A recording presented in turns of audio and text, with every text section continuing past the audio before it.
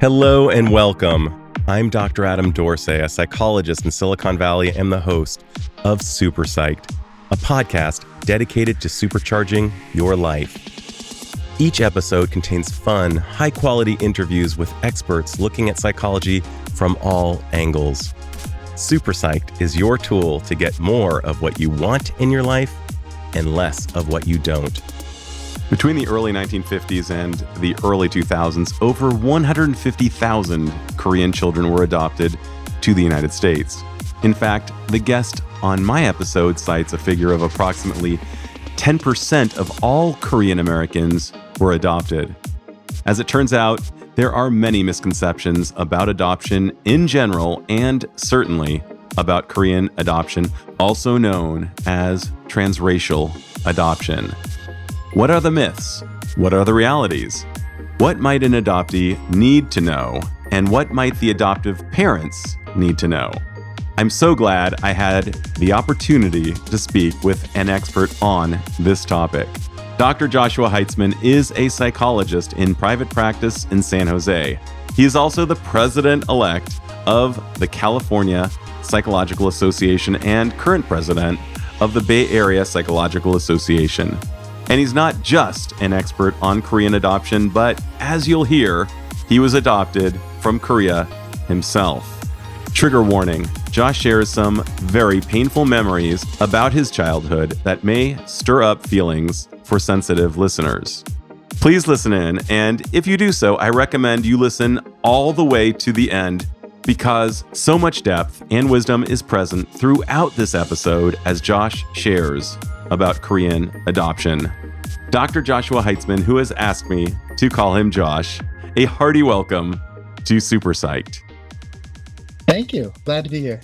Oh, dude, I'm so stoked to be with you. I met you and was immediately taken by your story and your work and your understanding of adoption as a multifaceted phenomenon, and you yourself were adopted. And as I began to immerse myself in the literature about the myths and realities of adoption, I was so taken by the fact that ignorance is scary in that it's worse than not knowing. I know ignorance intentionally means not knowing, but we often can jump to erroneous conclusions around adoption, for example, and we're so wrong.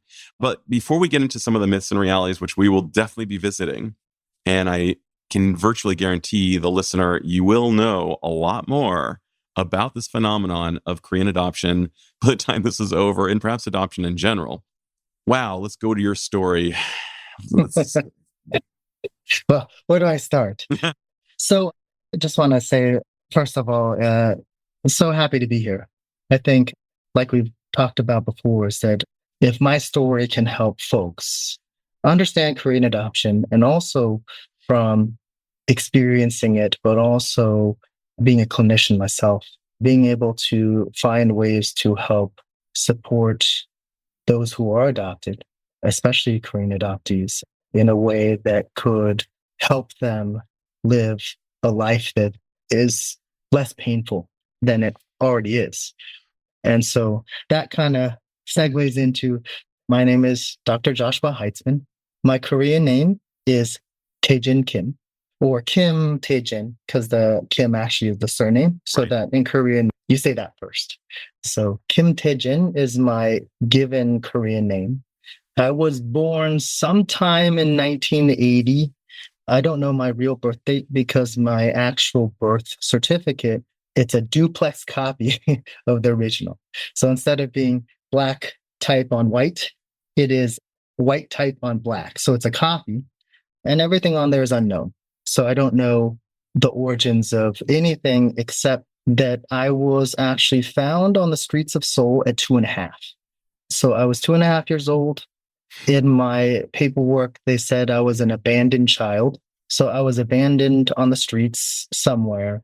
I don't know before, after, I'm not sure, but I was placed into the orphanage at that time. So they found me at 2.5, and I was with an older, I don't know if it was brother or someone, but it was an older male figure. So we were at the place in the orphanage, and that was October 23rd. So that's actually my birthday now, is October 23rd.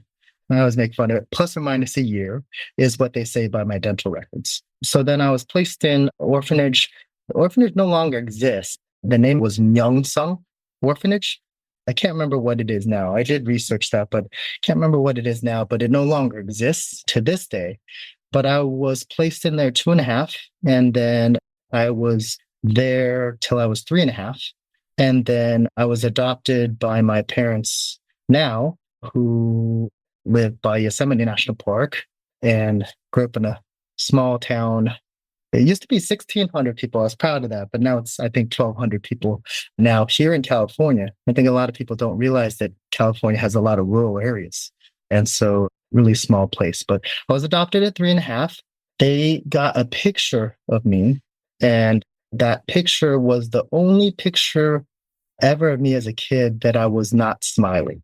When I had a Dukes of Hazzard pajama kind of outfit on, it was politically purposeful for a Korean adoption, but I'm not going to get into the political aspects of those things, but that's kind of just how it has been looked at these days, and a lot of research into that part.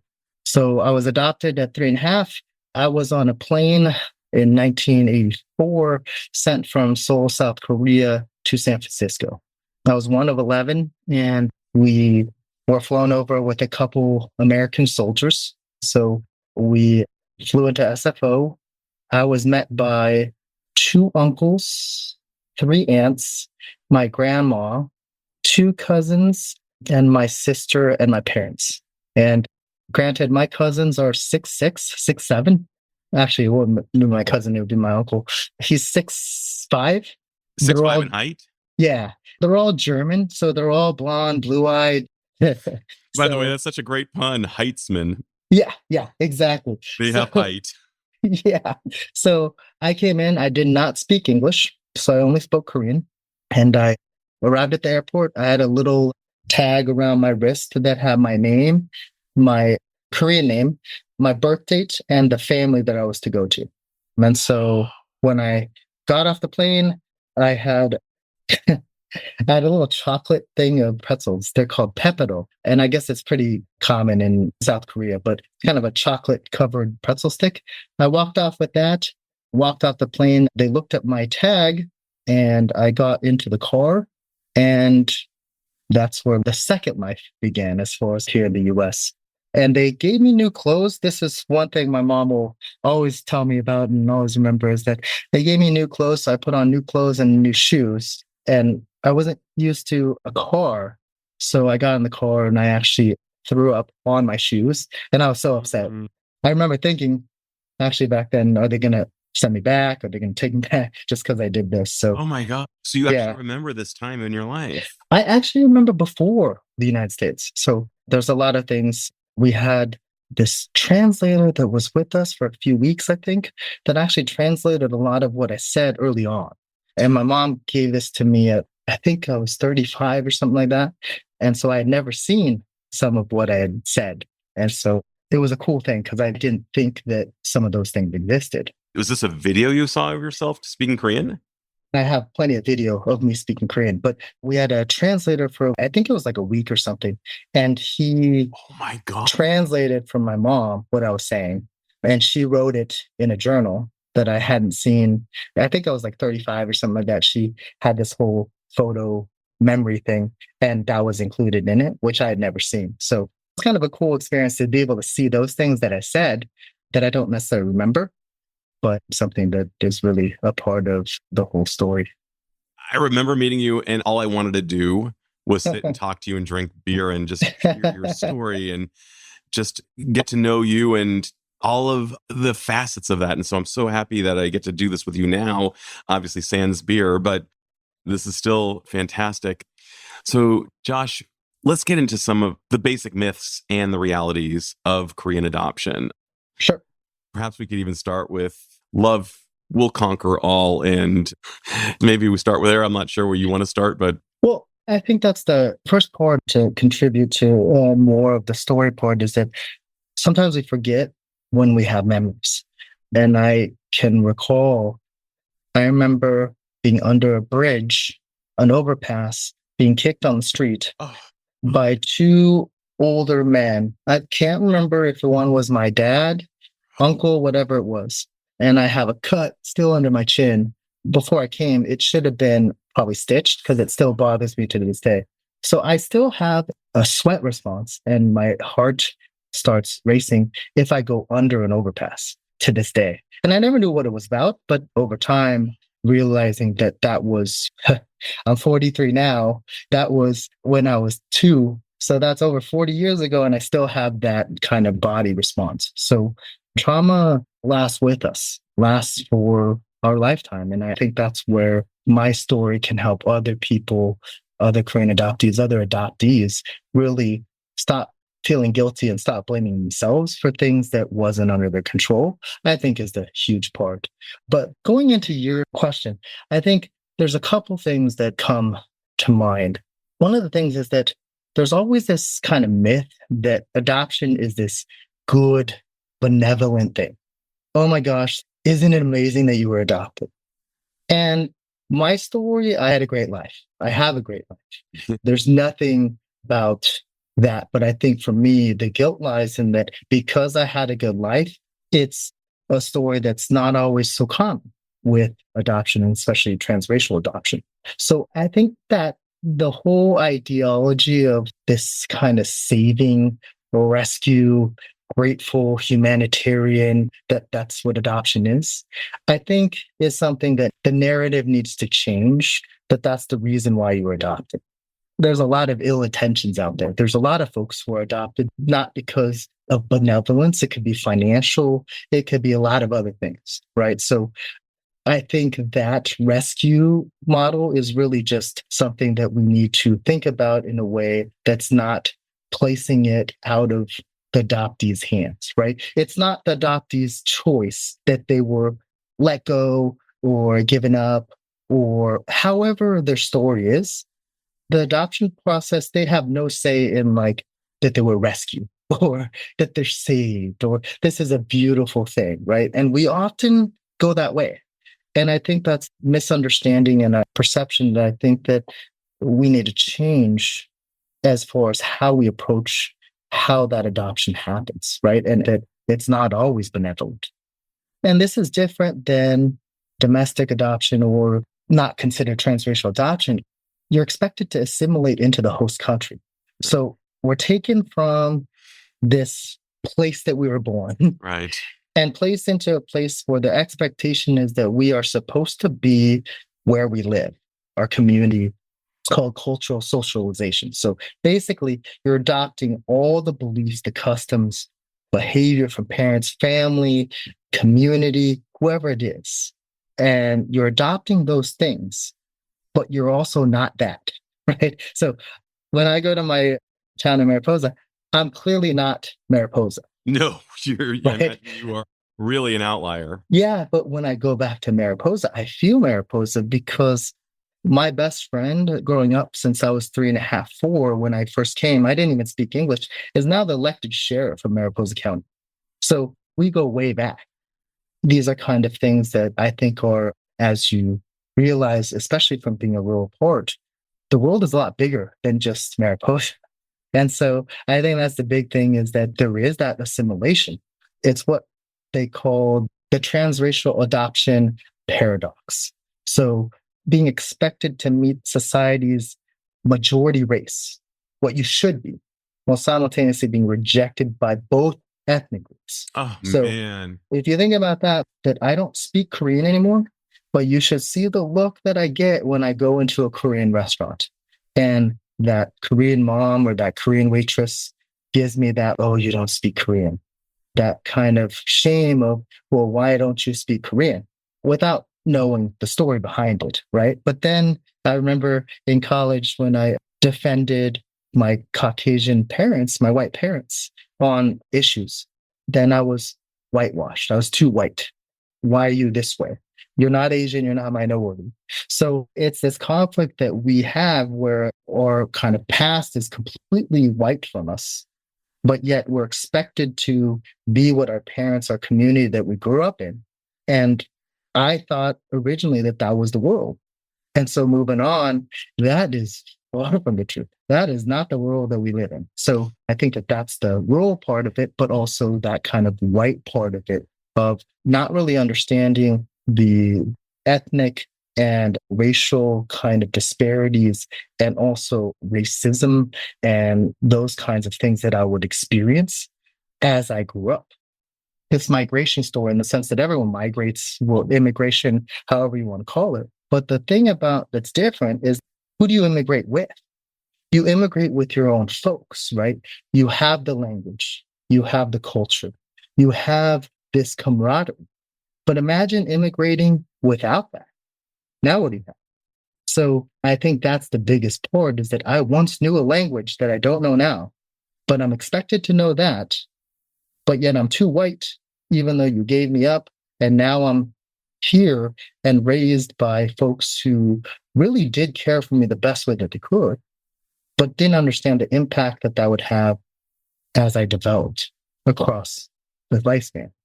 I'm overwhelmed by the idea of I'm too much this to be part of that, and I'm not enough that to be part of this. It's just this place in between. One of the words that I came across in the literature as I was preparing for our conversation was ambiguous loss, which is a loss in a life event that has no closure. And as I'm hearing about this kind of Mobius strip of I'm too Korean to be white, but I'm not Korean enough to be Korean, and that's got no closure to it.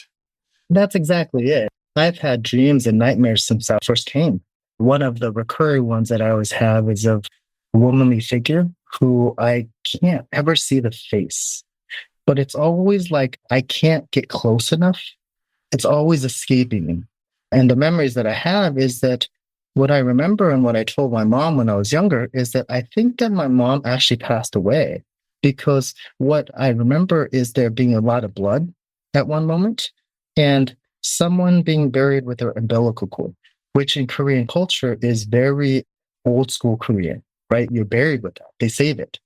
So you're talking about, right, is that I don't have the closure. I don't know. And our records, we just don't have access to them if they exist, right? If we're a home birth, we may not be actually even documented under Korean culture and hospitalization. Oftentimes there's births at home that aren't ever reported. So that's kind of something that happens.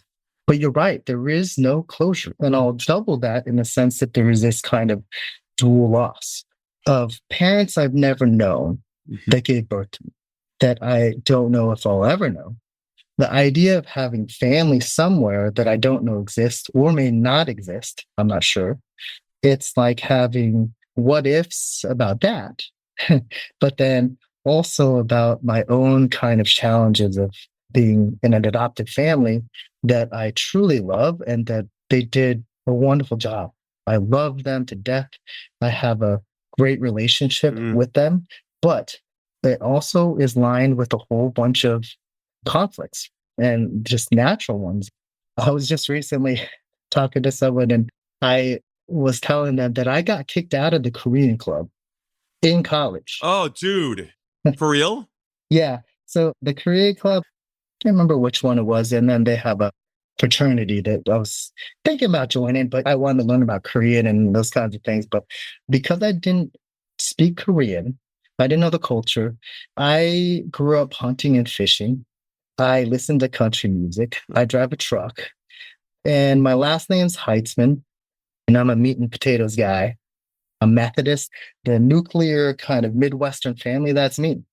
And so I laugh about it now, but it was a real struggle. I was an angry college person. I was born there.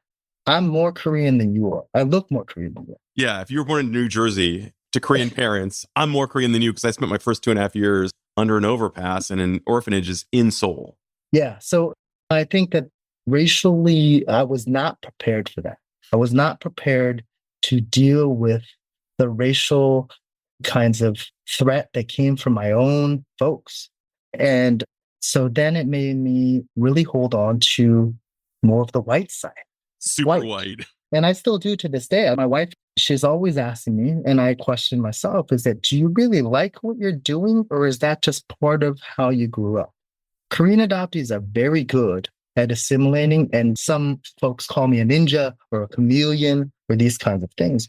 I can adapt to things very quickly, and I assume that other people can do the same, but they can't. And so I get into trouble about it. If I wanted to do this, I could do that. Do you hunt? Do you fish? Do you play musical instruments? Yes. Did you speak another language? French. So all these kinds of things that are not typical that I think other people can do are not unique to Korean adoption, but we are good at being chameleons. But the problem comes is that when we do that, we're in search of happiness, but we're not truly happy. And there's a difference. We're trying to make others happy. And at the time, it comes to our own impairment and our own thinking. But I think it's a contextual part of how we grew up is that we always have to please because we're afraid to be let go. We don't have that resolution of, like you said, we don't have closure. If you put me back into Korea, I couldn't survive. I don't know the language. I couldn't just move back into my original parents' place, right? That wouldn't work. And actually, there has been a couple cases of Korean adoptees where they actually have successfully committed suicide. There's a famous case, I can't remember the name off the top of my head, but found out that the adoptive parents hadn't completed the paperwork.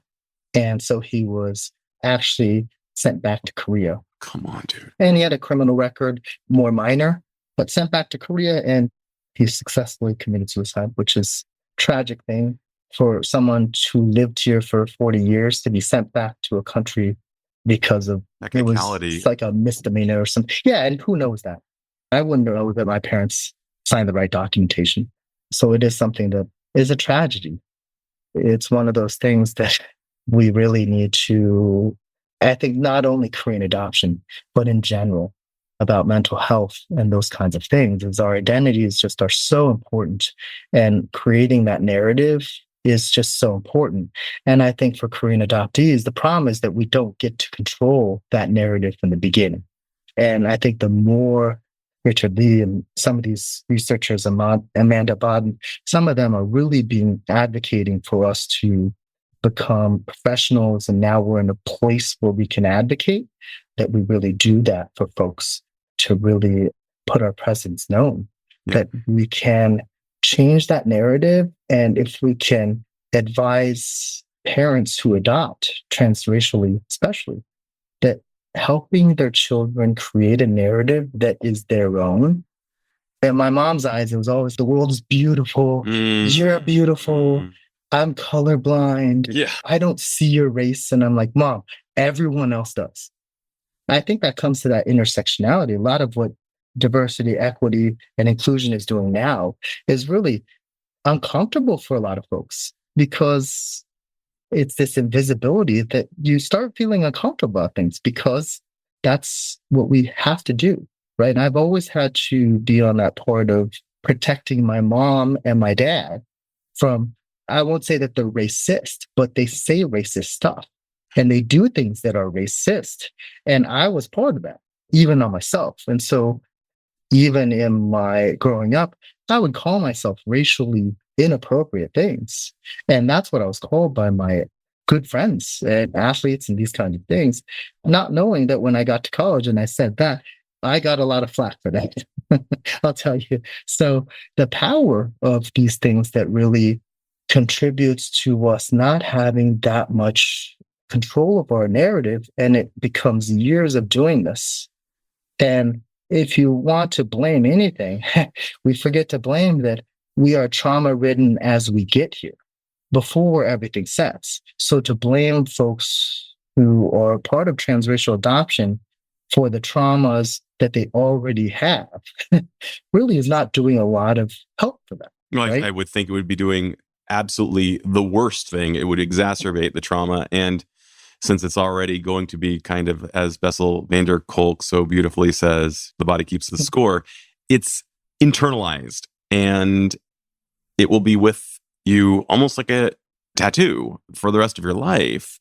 The question is how to deal with the chronic condition, almost like asthma. How do we keep the asthma at bay as much as possible? There will be flare-ups, I'm guessing. I don't know if that's a good metaphor, But what I'm wondering, regardless of the metaphor itself, and please correct the metaphor if it's wrong, but what can parents do who are good parents, who love their Korean adoptees, so that they can increase the likelihood of perhaps a less trauma-laden and an increased likelihood of a good life overall will match what the adoptee wants? Obviously, the models that are out there just isn't a lot of modeling out there for this kind of thing, right? And there's been some great research, and over the years, even Richard Lee and some of these folks who do it a lot. Richard Lee is out of the University of Minnesota. He's actually an immigrant, a Korean immigrant. So he's not a Korean adoptee himself, but he can make that contrast between Korean and immigrants and Korean adoptees and kind of the differences and similarities. There's a person, her name is Grace Newton, and she's worked with other folks that are big. I'll put Grace Newton et al. And in 2022, she came up with, it's called the adoptee consciousness model. There's a couple things, and it's kind of technical, but I can try to break it down. Sure. So, for somebody who does not have a doctorate in clinical psychology like you. So I already apologize for the language, but I'm going to break it down. Is that there's 5 parts to it. First part is the status quo. We have to break that. The status quo of adoption, there's this kind of dominant adoption story. And we need to question the individuals, the systematic kind of structures leading to adoption. That's the first part. Why do we have adoption? What are the systems in place? How do we make that so that it's not so political, that we're not putting that this is a savior kind of thing? Holt did the Holt Institution. They were a big adoptive kind of thing. A lot of people don't know that Holt was actually a businessman. So he found a business out of adoption. And I'm not going to criminalize him or anything like that. I think at the time, he probably actually thought that he was doing good, right? And maybe he did for a lot of folks. So the first part is breaking that status quo. That adoption should not be based around this savior model, that this is benevolent and, everyone's going to be adopted and it's going to be a beautiful thing. We need to reframe that and restructure that in a way that empowers what we call the adoptee triad or the adoption triad. So the adoption triad is the birth family and the intersectionality of the adopted family and the adoptee. It's a complicated triangle, right? And it shouldn't even be a triangle because it's actually within the context of things. It's not as simple as that. The other part, as we kind of look at that status quo, is the rupturing things. So we have to look at and rethink about how adoption wounds people. What kind of wounds are left from adoption? How are we fragmented? How are we doing these things in a way that we are contributing or going away from that status quo? And then kind of moving into that dissonance, looking at the different identity. I'm torn by a lot of identities. One story that I tell about San Diego when I was there, I went to UC San Diego, went to a country concert, and it was Tim McGraw. And I love Tim McGraw. And it was his buddy, Kenny Chesney, who my gosh, wow. These guys, when they toured together, I was, oh my gosh, I got to go see them. So Coors Amphitheater in San Diego, went there, couple gentlemen as I was there, probably the only Asian that was there that I could notice. I remember 5 Caucasian guys came up. They just started kind of talking. I was like, oh gosh, here it goes again. And so they asked me questions and they were really trying to examine how country I was, right? Expecting something completely different. So they asked me, do you drive a truck? Do you pull a boat? When you did this? Where are you from? And when I said Mariposa, one of them knew what that was. And they're like, he's legit. Their demeanor changed from who is this guy to buying me a beer. And we had a great time the rest of the night. So I tried to adapt to these things, but they were probably expecting me to say, I have no idea. Exactly. Josh, I got to tell you, when you were describing that scenario, I actually started sweating. This is a really uncomfortable exchange. You're saying, here I go again, or here we go again. So you can't join the frat at UCSD. You can't go to Kenny Chesney and Tim McGraw without dealing with some BS. But those are the things that my parents... But then they kind of jumped you in, and then you became kind of Yeah. And I guess for me, the rural part gets in there is that Mm. rural folks, it's that kind of thing where you have to prove yourself. And I think in anyone you have to do that. But the thing is that I can prove myself because the questions that they ask, I know what they're asking. I know. So, And so by that, the way, I would not. so, I'm, Hi, I'm from Willow Glen. well, the other thing too is that my dad, he was a peace officer and a fireman, and my mom was a high school teacher. So they have legitimacy as far as even more so of that quintessential white nuclear family. It's just that story. But I tell that in the sense that what the difference is that my parents never were able to teach me how to deal with that kind of Right. racism, that kind of aggression, right? Okay. People call it microaggression. That's a major aggression, but Yeah, let's say that was a microaggression. macro. I just got to ask you. So let's really make it immediate. A pair of Caucasian parents come to your office with their Korean adoptee. Mhm, The parents are actually very well intentioned, mhm. ill informed. And by the way, the kid is, let's say, acting out in school or exhibiting some other types of distress. Yeah, And the parents just don't know what to do. There may be some trauma from early childhood and attachment and adverse experiences, kind of ACEs. yeah, yeah. It could be a host of things going on, including that Mobius strip of the not knowing who am I. And I go to school in Santa Clara where there are a fair number of Koreans. And I'm kind of out of the inner circle there because the Korean kids say I'm different and the white kids say I'm different. And I'm imagining the child feels a scarcity of options in some cases and ends up going with the kids who engage in less than optimal behaviors, to put it euphemistically. All right, man. What do you say? What are you aiming to make sure that the parents are aware of? And what skills are you hoping to imbue? The first thing I say is that why wouldn't they be having behaviors? The thing is this, there's this, why are they doing what they're doing? This is a good opportunity for you to dig in there. And I think that this is what Richard Lee and some of these, Amanda Baden, who I spoke with, and she was really hard on me. Amanda, wherever you are, I appreciate kind of that push because I was very defensive about protecting my white parents. But what I would say is this. Yes, hell yes, they should be having behaviors. You're pulling someone in who doesn't look like you and you're trying to make them into you. That's a problem. There's going to be something with that. The other layer is that now you're putting them into a position where they are the minority and they already are the minority. You take away their culture, which now they don't fit into the very culture that they were born from. And you expect them to be in your culture, your ideology, your world, and expect them not to have problems. There's a huge web of problems in that. So I think the first thing is to identify what's going on and that it's okay.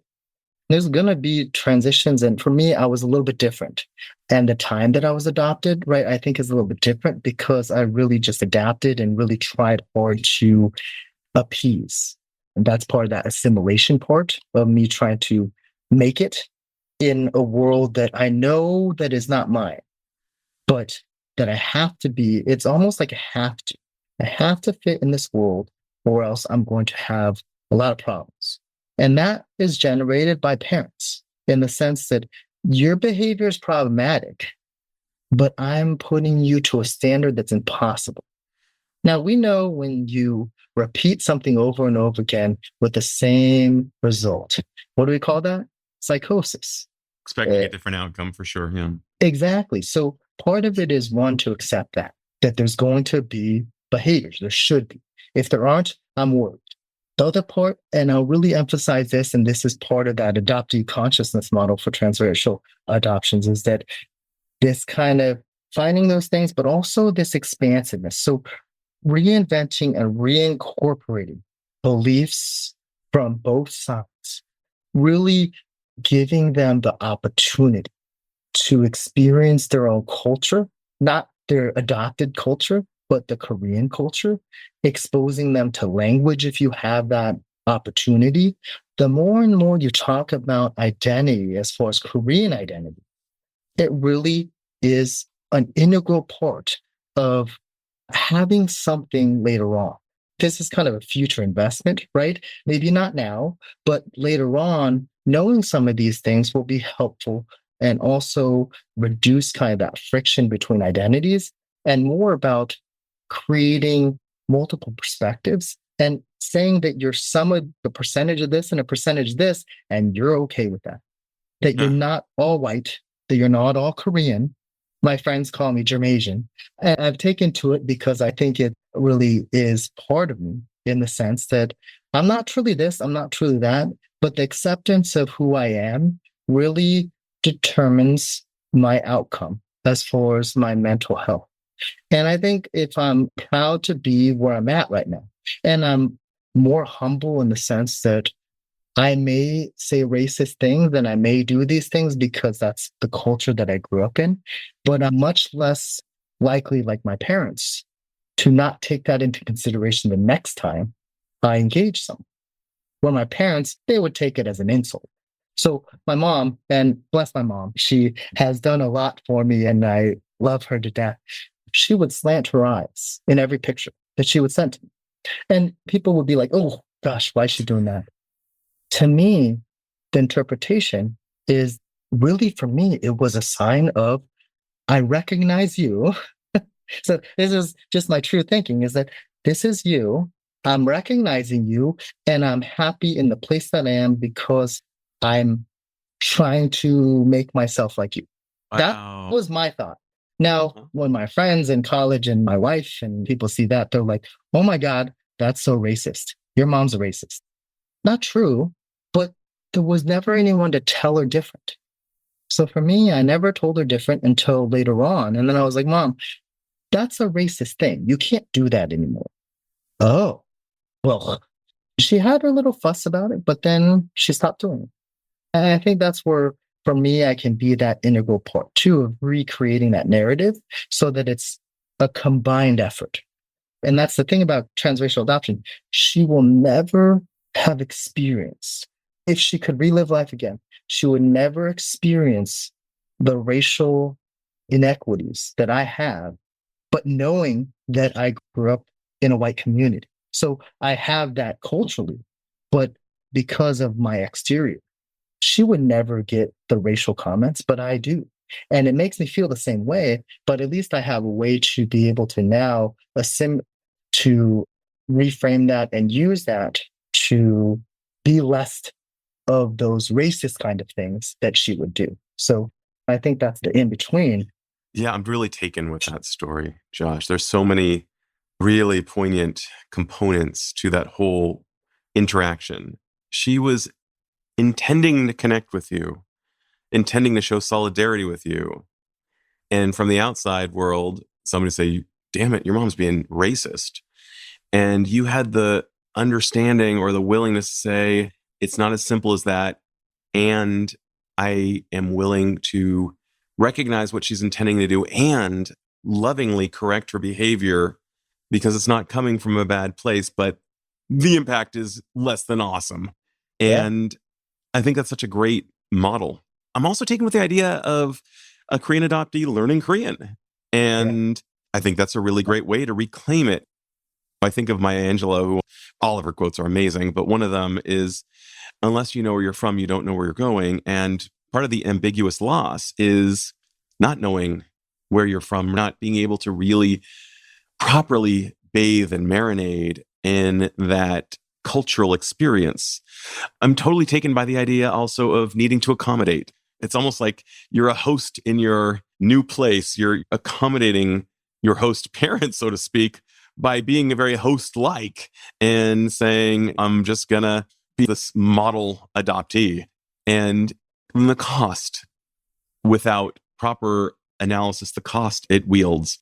I'm still wondering, though, is there any other tips? Because I know many parents who have adopted Korean children who adopt from a very loving place and really, really want, not even from a savior complex, but from a place of just, they couldn't have children, perhaps.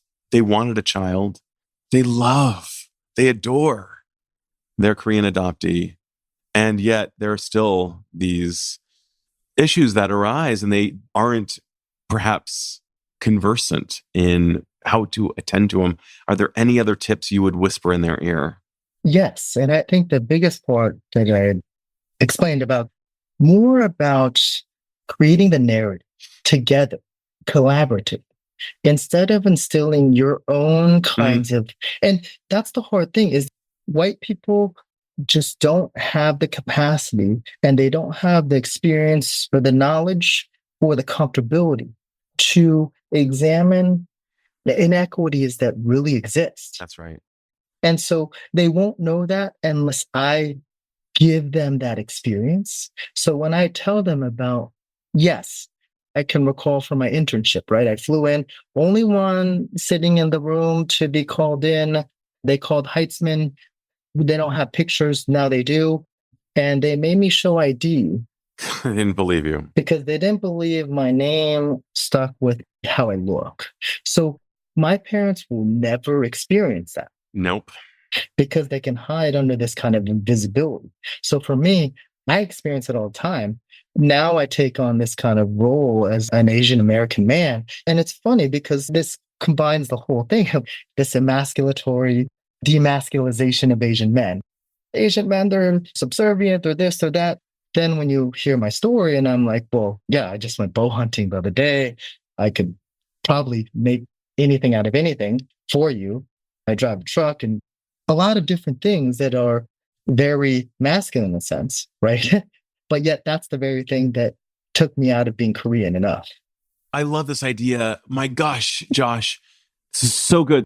I'm guessing this is not just a one conversation. This is an ongoing, fluid, dynamic conversation over time where the parents and the child interact, uploading, downloading the information so that the child can really describe at length, not in one sitting, but in multiple sittings, the subjective experience of their lives and the things that they're wrestling with.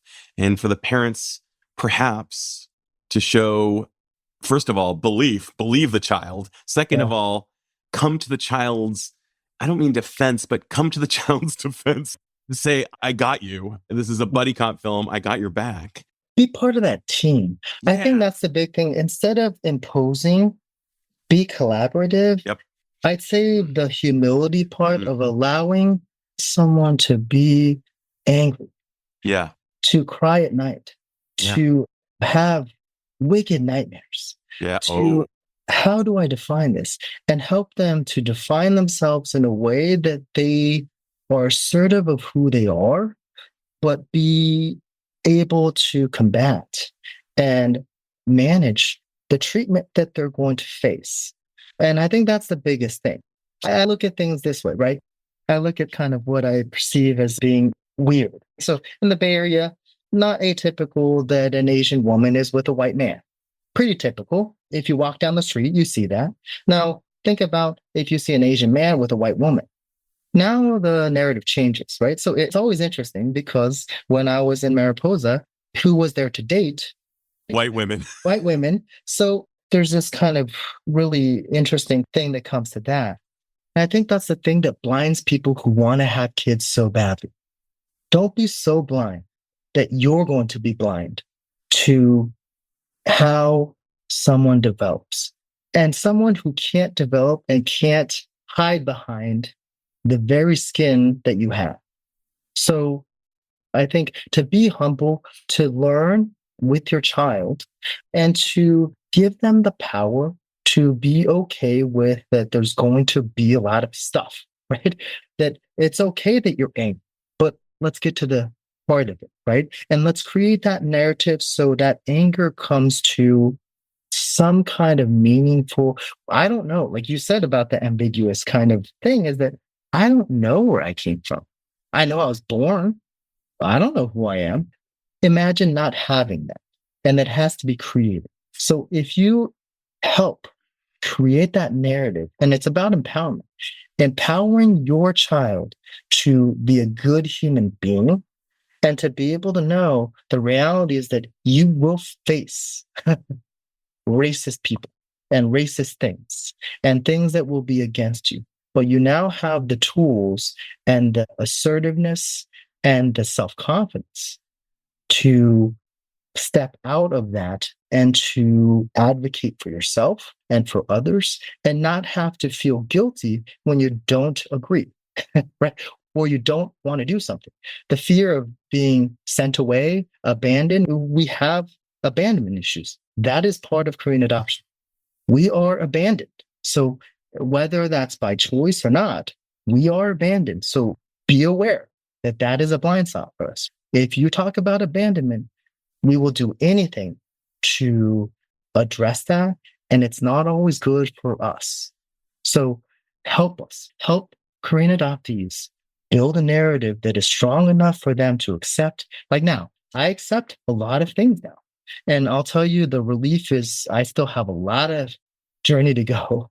But I'll tell you, the relief of a lot of things is good in the sense of imagine that you can create a story for someone that will empower them to be okay, that they don't have to be the majority, that they maybe not be accepted by their own minority, but that they can journey on and be a powerful person in that journey.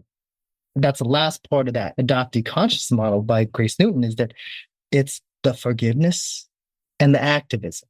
We forgive those things. And that's a lot of times with Korean adoptees, we don't forgive, right? We hate, right? We're angry. That's what we are. But there's a lot of control. We're angry, fill in the blanks. We come into an existence that we are angered by a lot of things and we hate a lot of things that are out of our control. Now that overrides our systems a lot. And now here's anxiety, here's depression, here's substance use, here's all these things that we talk about mental health wise, right? You need to self-medicate so that you don't feel those things. There is that tendency to turn to that if you don't have other means. All right, brother. Dude, I'm so happy we're talking. I like you so much. And I was so happy when you and I met. And I just love learning with you. I'm guessing that hate, that anger has to go someplace. And it would be far better than, say, self-medicating with substances to perhaps self-medicate with, so to speak, some type of extreme sport or perhaps martial art or arts in and of themselves, just some healthful coping strategy. And I'm just wondering if you were to list out some helpful coping strategies that can really help. Bessel van der Kolk talks about doing drama, doing dance as being actual trauma supportive activities. Hit me with your best stuff. Well, I think for me, and I think that's the conflict in itself, but I think it's my relief that I've been accepting over the years. My place is outdoors. Yeah. No matter where I'm at, I don't even have to be fishing, hunting, whatever. I can be out in the middle of nowhere, and that's where I find peace. So I think for me, it's a hard question in the sense that everyone has their own kind of peace. Be selfish. If you write, I used to love to write. I don't do it anymore. I used to write poetry. I have a whole bunch of things that I should have probably published, but I just didn't because that's my internal kind of thoughts. But things like that. One of the big things that I always say is music. Any kind of music, anything that can be cathartic for you, where you can let that shit go. The biggest thing is that you're here today. How are you going to move forward? And there's a lot against how you do that. But one of the big things is to find that space, to find those people that you don't have to be in that relationship that's one-sided. You don't have to do things and feel guilty for doing them. That for Korean adoptees, that abandonment issue comes up a lot. So what that kind of turns into is that you feel guilty if you're not doing something for someone else at the cost of yourself.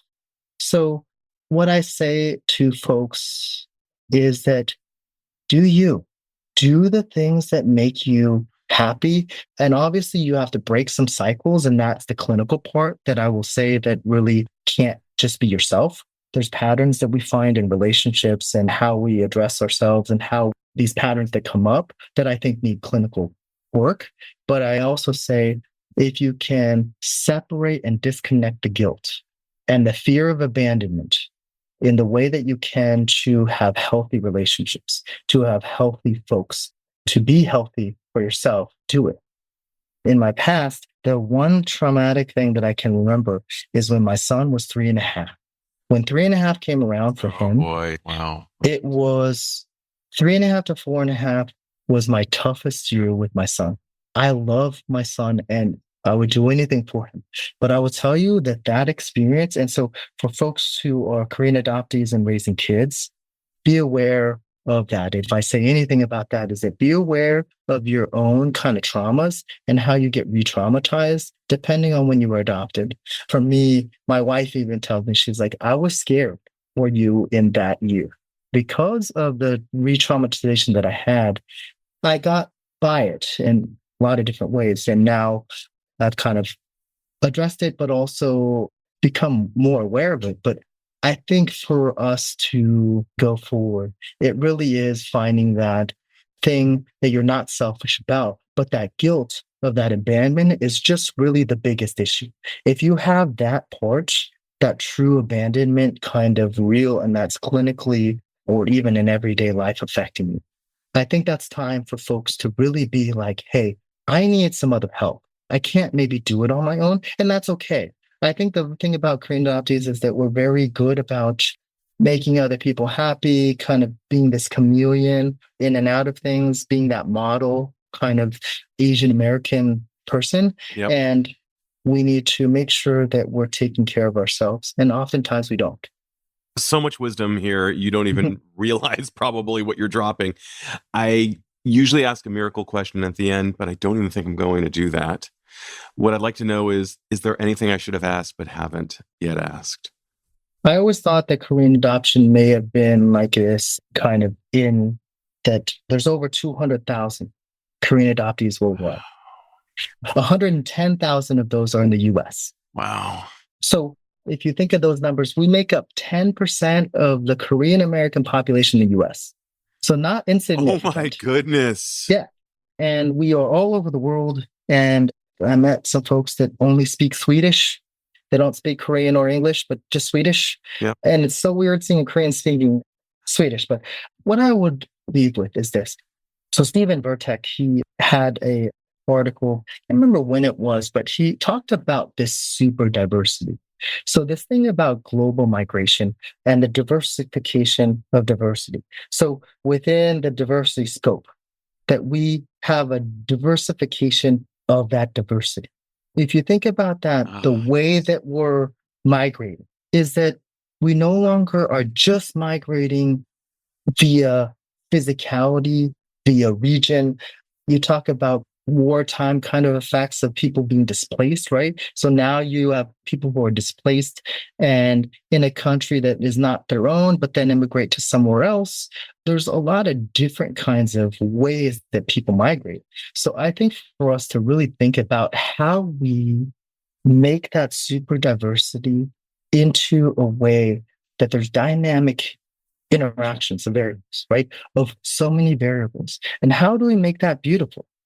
Instead of having our own perception of something and making someone fit into that. Totally. Right. And so if it's anything that I go for that is that I think transracial adoption, especially in the Korean adoptee world, is that help Korean adoptees, help transracial adoptees create a narrative that is impactful for them, less guilt, less abandonment, less fear of, and really create something they can be assertive and that they can create their own super diversity. And that's where we want to go, right? Is that when people look at my story, they're like, who the hell are you? And I'm like, you know what? I don't know, but I'm glad I am. Because now when people ask, oh, you have a boat? Yeah, I just pulled it last week. There's no questioning, should I say that or should I not? If we could be fluid, more fluid in that, I think that's where we need to go, recognizing our own perceptions of things, right? Recognizing how we contribute to that very stereotypical or that very perception that may be the majority perception. But how do we create that in a way that we include folks, collaborate with folks, and then empower them to be ready and to move forward with things, knowing that there's going to be problems along the way. and not escaping those problems. Josh, I'm going to echo what you just said. I'm so glad that you are. I'm so glad that you are. And I'm honored to have you as a friend, a colleague, someone from whom I can learn a ton, as was evidenced during this conversation. There were several times that you probably saw that my jaw was hitting the floor because what you were saying was so important. And I know we were just scratching the surface. So go forth, my good friend, and keep finding new truths that will help people, that will ideally also help yourself, because you deserve every bit of love. I'm just delighted and honored to know you, my man. Well, thank you.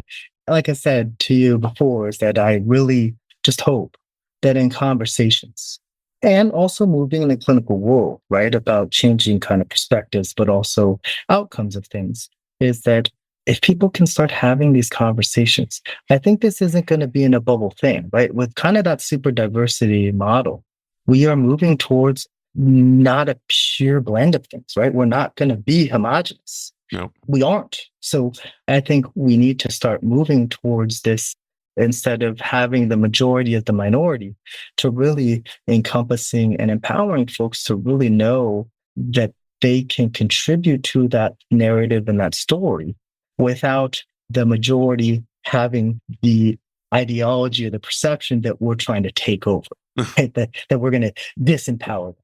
Amen. Thanks so much, Josh. It's not a problem. Great being with you. Yeah, you too. Thank you very much. I appreciate it. And hopefully this will help folks who listen.